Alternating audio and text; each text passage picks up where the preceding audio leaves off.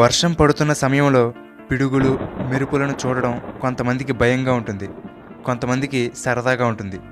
ఈ మెరుపులు చూడడానికి ఎంత బాగుంటాయో అంతే ప్రమాదకరం కూడా. మీకు తెలుసా, ప్రపంచవ్యాప్తంగా ప్రతి సంవత్సరం పిడుగుపాటుకు గురై 24,000 మంది చనిపోతున్నారు. 2 లక్షల మందికి పైగా గాయపడుతున్నారు. అసలు పిడుగు అనేది ఎంత ప్రమాదకరమో చెప్పాలంటే, సూర్యుడి ఉపరితలం మీద 5,700 డిగ్రీల సెల్సియస్ ఉష్ణోగ్రత ఉంటుంది. కానీ పిడుగు పడినప్పుడు ఏర్పడే మెరుపుకి ఎంత ఉష్ణోగ్రత ఉంటుందో తెలుసా? సుమారుగా 29,000 డిగ్రీల సెల్సియస్ ఉష్ణోగ్రత. అంటే సూర్యుడి కన్నా 5 రెట్లు ఎక్కువ వేడనమాట. అంతేకాదు, ప్రపంచవ్యాప్తంగా ప్రతి సెకనుకి 100కి పైగా పిడుగులు పడుతున్నాయట. కాబట్టి అటువంటి ప్రమాదకరమైన పిడుగుల నుండి మనల్ని మనం కాపాడుకోవాలంటే ఏం చేయాలో ఈ వీడియోలో తెలుసుకుందాం.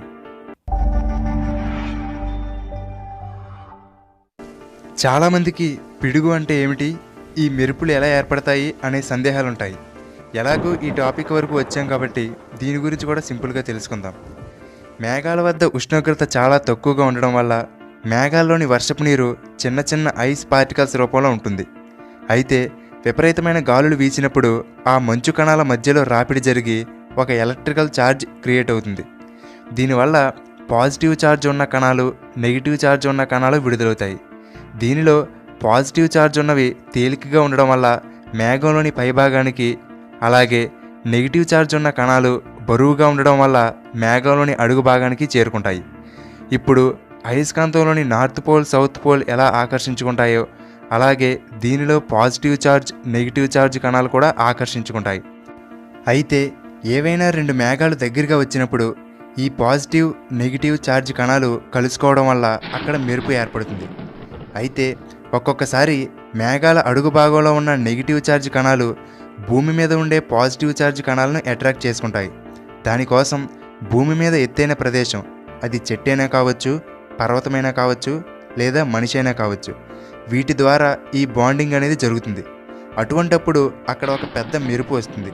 దీనిని పిడుగు అంటారు. సరే, పిడుగు మన మీద పడకుండా ఉండాలంటే ఏం చేయాలి? పిడుగు పడుతున్న సమయంలో చేయకూడని పనులేంటో ఇప్పుడు తెలుసుకుందాం. పిడుగులు పడుతున్న సమయంలో ల్యాండ్లైన్ ఫోన్ మాట్లాడకూడదు. ఆ పిడుగు మీ దగ్గరలో ఉన్న టెలిఫోన్ స్తంభాన్ని తాకవచ్చు. దాని ఎనర్జీ మీ బాడీకి కూడా తగులుతుంది. ల్యాండ్లైన్కి బదులు సెల్ ఫోన్ కానీ, కార్డ్లెస్ ఫోన్ కానీ వాడుకోవచ్చు. అది ఇంట్లో ఉన్నప్పుడే. పిడుగులు పడుతున్న సమయంలో టీవీ చూడకూడదు. అసలు ముందుగా మీరు చేయవలసింది స్విచ్ బోర్డు నుండి అన్ని ప్లగ్లు తీసివేయాలి. లేదంటే మీ ఎలక్ట్రిక్ వస్తువులన్నీ డ్యామేజ్ అయ్యే ప్రమాదం ఉంది.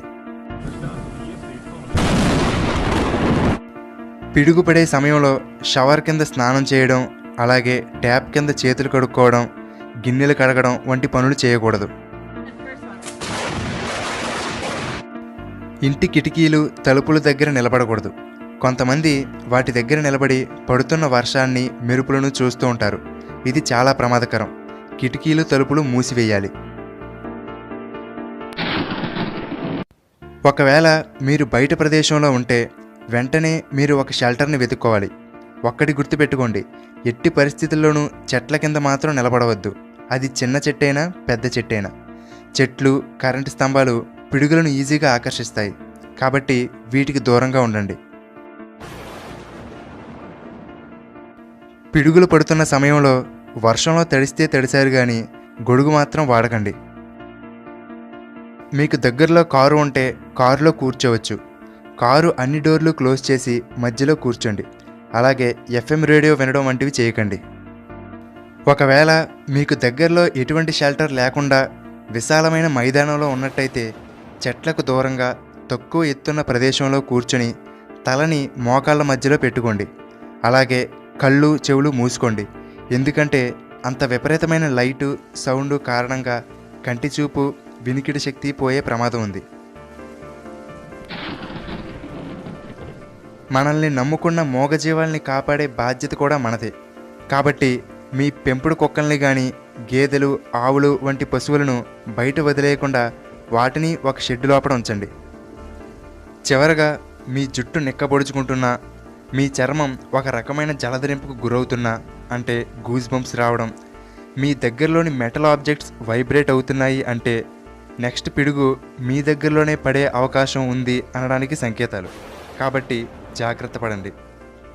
ఫ్రెండ్స్, ఇప్పుడంతా వర్షాకాలం, అందరికీ ఉపయోగపడుతుందనే ఉద్దేశంతో ఈ వీడియోని చేశాను.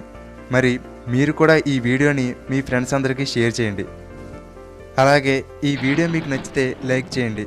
ఇటువంటి మరిన్ని ఇంట్రెస్టింగ్ వీడియోలు మిస్ కాకుండా చూడడానికి తెలుగుబడి యూట్యూబ్ ఛానల్కి సబ్స్క్రైబ్ అవ్వండి. Thank you for watching.